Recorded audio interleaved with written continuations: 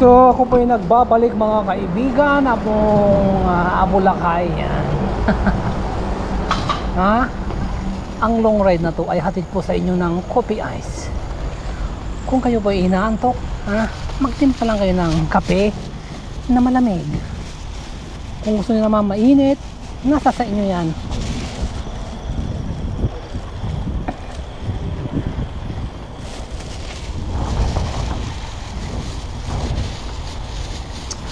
So meron po tayo madadaanan dyan na CR. Mag CR muna tayo mamaya bago tayo diretso ng bahay,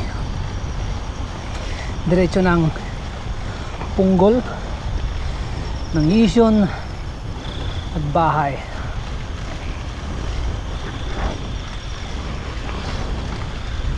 At syempre para sa karagdagang tips, lalo na po kung nagbibiyahe kayo sa araw o gabi, so kailangan yung may advice, may recommendation. Magsuot kayo ng mga damit na agaw tingin. Agaw tingin ibig sabihin yung pong magiging visible po ang inyong imahe sa mga nasa paligid ninyo. Hindi po camouflage. Magsuot kayo ng mga kulay na matitingkad. Lalo na sa gabi, magsuot kayo ng mga light na kulay, light color, yung mga may reflector ba. Pag nailawan kayong kumikinang ka, wag po yung mga itim yan, kasi hindi po kayo magiging visible, magiging invisible po kayo. Hindi po kayo sniper na nagtatago dyan sa gilid para hindi makita ng marami. So kailangan nyo maging visible para maging safe po ang bawat isa. Siyempre yung mga kasalubong mo, para maalarma na ikaw yung nandyan. So huwag kayong magsusuot ng mga kulay na madidilim, dark na kulay. Please take care of yourself.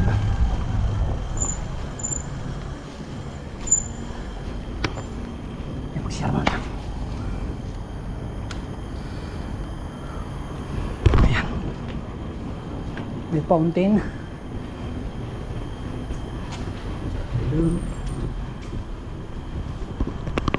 Matay dyan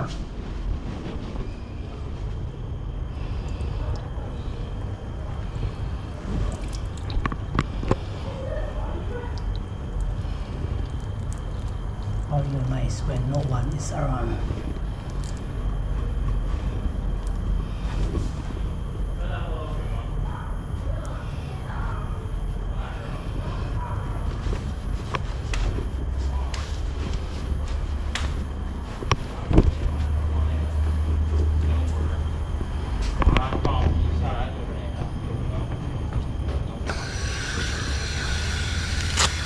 Gusto kong maghilamos. Tingnan yung gloves.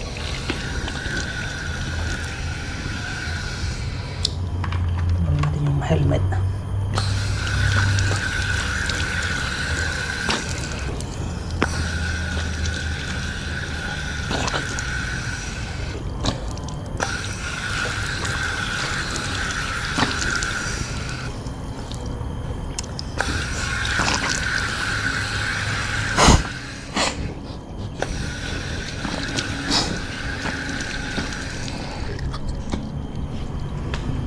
Yan.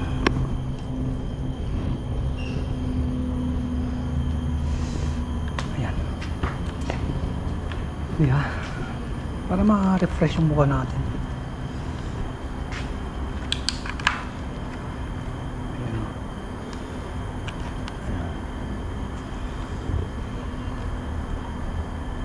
Para mabuhayan yung ating dugo. Basta yung ating camera. Petronas. So magdala kayo ng mga ilaw ang inyo na signal light para maging ano kayo, visible.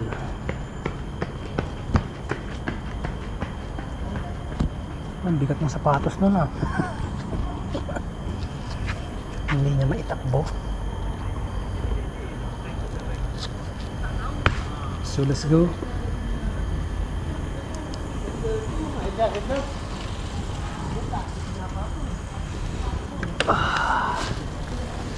So let's go. Lord, please guide me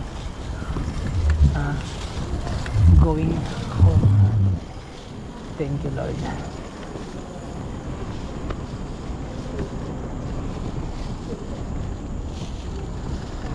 Dito sa ilalim ng tulay. Ano kayang tulay yan? Tulay sa Katanyagan.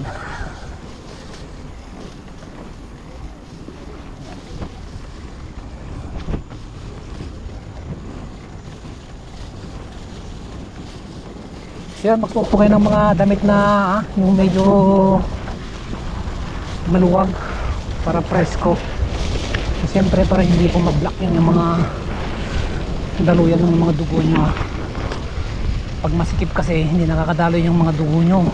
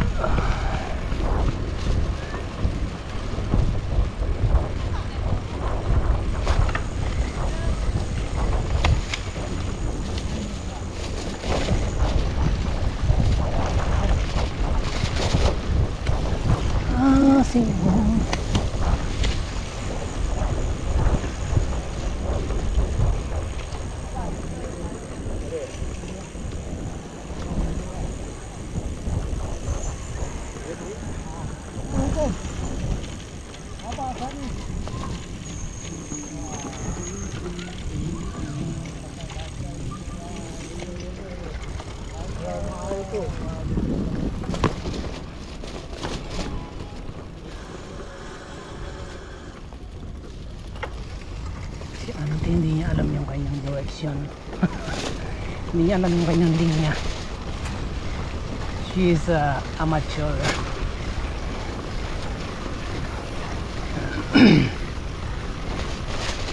Siyempre gusto lang naman niya mag-ano eh, magpapawis siguro.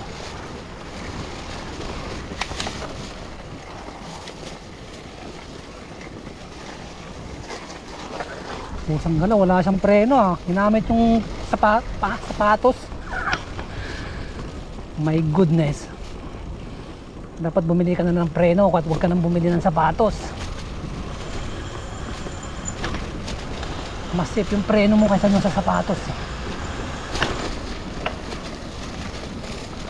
Ha? Tama ako, mali. Kasi pinagpapreno niya yung sapatos niya dun sa semento eh. Eh kung naipit yung paa niya, di mas malaki yung gastos. My goodness. So, dapat yung preno para sa bisikleta. hindi yung sapatos mo sa, oh my god, ginawa mong preno yung sapatos.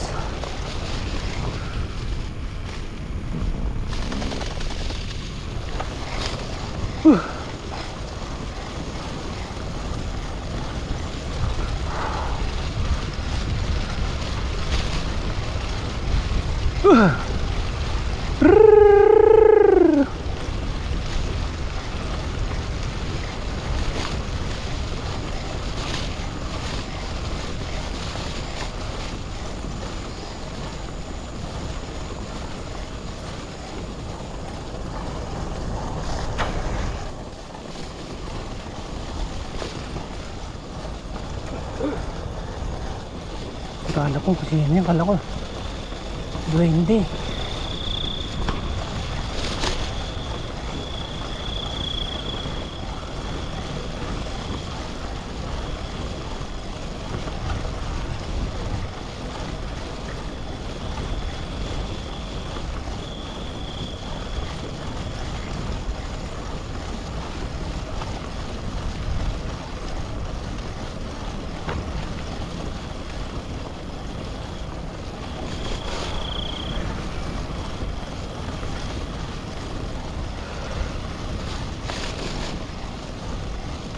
Ayun na yung mga bisikletang maiingay.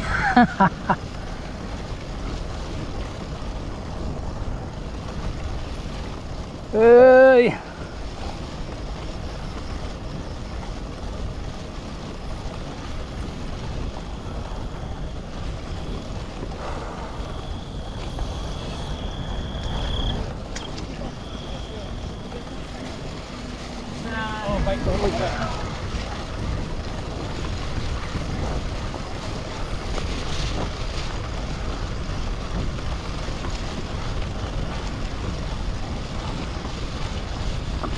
Yeah.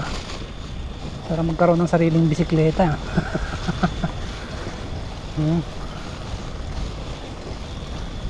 So nagpapasalamat ako sa tatay ko dahil tinuruan niya akong magbisikleta nung ako'y bata pa.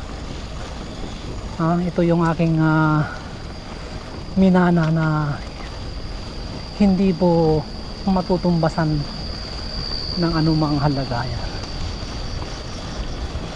Siya pa yung nagturo sa akin magbisikleta. Siya pa yung nagturo sa akin maging